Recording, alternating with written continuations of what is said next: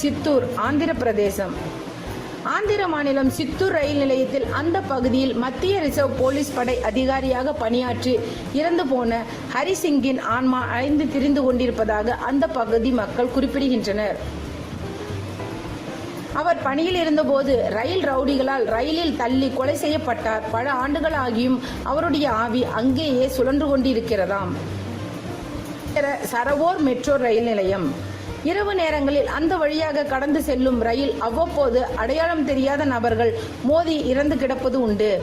அதுபோல் அந்த ரயில் நிலையத்துக்கு அருகாமையில் திடீர் என்று மின்கம்பிகள் அறுந்து விழுந்து பலர் இறந்து போய் இருக்கின்றனர். ஆனால் காலையில் விடிந்ததும் பார்த்தால் அந்த மின்கம்பிகள் அறுந்ததற்கான எந்த தடையுமே அங்கு இருக்காதாம். இது போன்ற சம்பவங்கள் அடிக்கடி நடப்பதால் அந்த பகுதி மக்கள் உயிரை கையில் பிடித்து கொண்டுதான் வாழ்ந்து கொண்டிருக்கிறார்களாம். பரோக் நிலை